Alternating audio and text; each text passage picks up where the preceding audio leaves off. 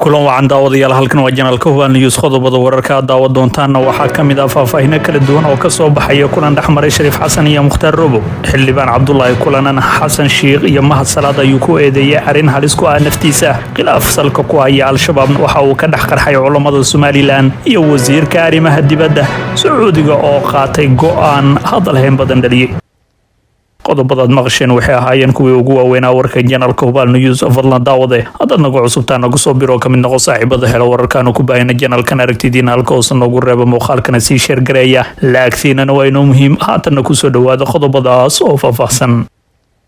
Shariif Xasan Sheekh Aadan madaxweynihii hore ee dowlad goboleedka Koonfur Galbeed Soomaaliya ayaa hooyga uu magaalada Muqdisho ka degan yahay ku booqday Mukhtaar Robo Cali Aw Mansuur oo kamid ahaa hogaamiyaashii kooxda al-shabaab hase yeeshee xabsi guri ku ah magaalada Muqdisho ee caasimadda Soomaaliya Robo oo ay soo xirtay dowladii hore uu hogaaminayay Maxamed Cabdullaahi Farmaajo ayaa muddo dheer xabsi guri ku yaala magaalada Muqdisho ee caasimadda Soomaaliya waqtigii dowladii Farmaajo looma ogoleen arrimo ay qayb ka yihiin in la booqdo taasi yeeshee tan iyo markii uu xilka la wareegay madaxweynaha cusub ee Soomaaliya Xasan Sheekh Maxamuud waxa soo tarayay xubnaha kala duwan ee ku booqanaya guriga uu ku sugan yahay Mukhtaar Robo Cali Aw Mansuur Shariif Xasan Sheekh Aadan oo si weyn looga dhex yaqaano siyaasadda Soomaaliya ayaa ka mid noqday dadka booqday Aw Mansuur Robo kulan ay arrimo dhowr ah uga wada hadleen ayana labada dhinac yeesheen qoraal kooban uu bartiisa Facebook ku baahiyay Shariif Xasan Sheekh Aadan ayuuna faahfaahin kooban kaga bixiyay booqashadiisa Robo iyo waxyaabihii ay ka wada hadleen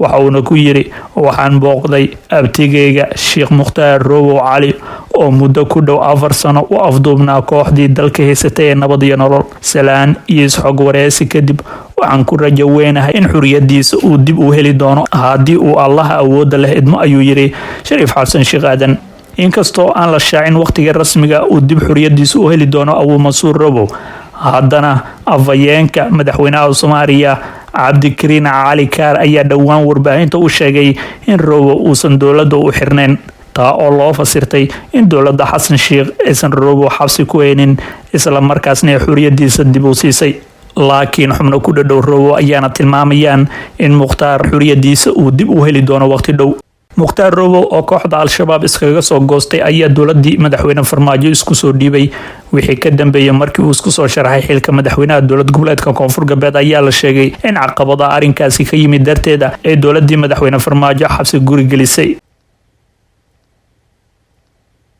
geesta kalena xildhibaan Cabdullaahi Kulanan ayaa Xasan Sheekh iyo Mahad Salaad ku eedeeyay arrin halis ku ah naftiisa xildhibaan Cabdullaahi Kulanan ayaa soo saaray qoraal uu ku cadeynayo in lagala noqdo ilaaladiisa oo laba kamid ah la xiray iyaga oo doonayeen inay ka dhoofaan garoonka diyaaradaha magaalada Muqdisho sidoo kale xildhibaan Cabdullaahi Kulanan ayaa ku goodiyay in mowqifkiisa aysan ka leexin doonin cabsi gelinta uu kala kulmayo madaxda dowladda isagoo sheegay in qorshu yahay in loo gacan geliyo cadowga madaxweyne Xasan Sheekh iyo taliyahanisa Mahad Salaad ayuuna sheegay inay qaadi doonaan mas'uuliyadda wixii qalqal amni ah oo ku yimaada naftiisa in la iga qaado ilaalada waa isku day cabsi gelina oo aan guuleysanaynin iyo in la rabo in la iga dhigo mid u beelahan weerarada al-shabaab madaxweynaha iyo taliyahanisa ayaa qaadaya mas'uuliyadaasi waxaan doonayaa inaan adkeeyo in cabsi gelin heerka ay doonto hala ekaatay aysan iga hor istaagi doonin inaan mowqifkayga ku taagnaado ayuu ku yiri Cabdullaahi Kulanan qoraal uu soo dhigay bartiisa Facebook ilaala ka tirsan nabad sugidda gaar ahaan ciidanka loo yaqaan Duufaan oo la shaqeynayeen xildhibaan Kulanan oo hore uga mid ahaa saraakiisha nisa ayaa lagu xiray garoonka diyaaradaha aadan cadde ee magaalada Muqdisho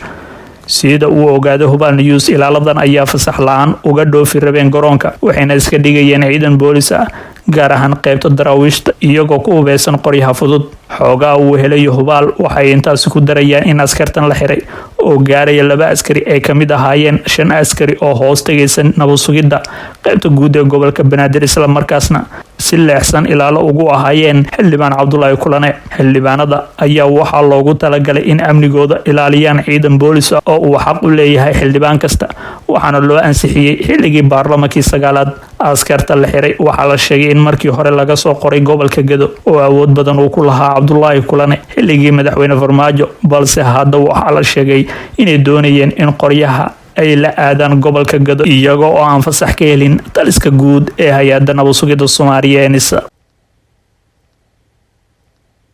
halka dowladda nagala socotaan waa janalka Hubal News ee khilaaf asalka ku haya kooxda Al-Shabaabna waxa uu ka dhex qarxay culimada Somaliland waxa aad u sii xoogeystay khilaaf xoogan oo u dhaxeeya culimada ictisaamka iyo salaafiyiinta ee Somaliland kadib markii uu Sheikh Barbaraawi sheegay inuu xiriir ka dhaxeeyo ictisaam iyo Al-Shabaab Sheikh Barbaraawi oo kamid ahaa culimada salaafiyiinta ayaa khudbad u jeediyay ku eedeeyay ictisaam inay kamid ahaayeen raggii aasaasay kooxda ka dagaalanta Soomaaliya ee Al-Shabaab ilma galeenka ictisaam ayuu shabaab ka soo baxay ragga aasaasay shabaab waxa ay kamid ahaayeen ictisaam isku fikirna way ahaayeen inta ay shabaabku yiraahdaan bay oran jireen ayuu yiri Sheikh Barbaraawi waxa uu tilmaamay in ictisaam ay ku eedeyn jireen salafiyiinta uu kamid yahay inay u shaqeeyaan dad aan islaamka ahayn isla markaasna ay jihaad ka diidan yihiin arintaas oo uu hadda caan ku yahay ururka Al-Shabaab ayuu yiri hadalka ka soo yeeray Sheikh Barbaraawi ayaa waxa ka carooday culimada ictisaam ee Somaliland iyagoona beeniyeen eedeyntaasi waxayna dacwad ka dhana u gudbiyeen wasaaradda diinta iyo awqaafta ee Somaliland waxaan bulshada u cadeynaynaa inaan bari ka nahna eeda iyo dhaleeceynta uu wadaadkaasi duusha nooga tuuray inaanu jirin farqi noo dhaxeeya annaga iyo Al-Shabaab ayuu yiri Sheikh Mustafa Aadan Maxamed oo kamid ah culimada ictisaam ee Somaliland Sheikh Barbaraawi ayaana dhankiisa mar kale sheegay in looga yeeray wasaaradda diinta iyo awqaafta ee Somaliland isla markaasna uu hayo cadeemaha eedeynta uu u jeediyay ictisaam waxaan diyaar u ahay in aan golo loo dhan yahay ku soo bandhigo doodeeda ku aadan arinkaas ayuu yiri Sheikh Barbaraawi oo warbaahinta kula hadlayay gudaha magaalada Hargeysa culimada salafiyiinta iyo ictisaam ayaana ah kuwa si weyn ugu xoogan gudaha Somaliland si kastaba salafiyiinta ayaa aaminsan in dagaalada muslimiinta dhexdooda ay yihiin kuwa fidna ah oo ay dambi tahay in dhinac lala safto midaas oo keentay in Al-Shabaab iyo ururada la fikirka ay u arkaan salafiyiinta kuwa diidan waxay u arkaan jihaadka waa hagaagi daawadayaal imikana waxaanu eegaynaa wasiirka arrimaha dalka Sacuudigana waxa uu qaatay go'aan hadal heen badan dhaliyay wasiirka diinta iyo awqaafta dalka Sacuudiga Abdulatif bin Abdulaziz Al-Sheikh ayaa hadal heen ka abuuray baraha bulshada ku wada xiriirto kadib markii uu amray in gabar loo magacaabo afayeenka wasaaradda ee magaalada Makkah wasiirka ayaa go'aankaasi gaaray kadib markii uu ogaaday in Shahad Manshi ay aqoon ahaan xilkaas u qalanto isla markaasna uga haboon tahay ninka jagadaasi hayay oo bartay xisaabaadka muuqaal si weyn ugu baahay baraha bulshada ayaa muujinaya wasiirka oo gabadha daada yar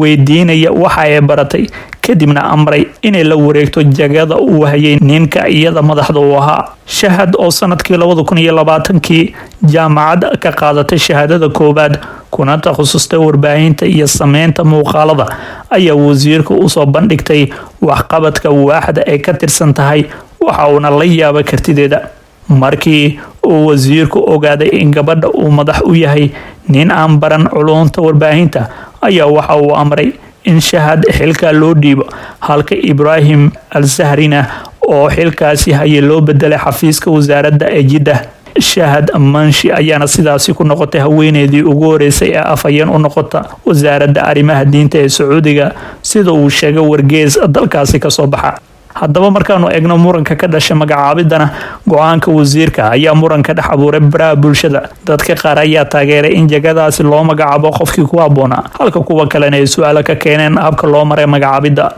Faiz Al-Malik oo kamid ah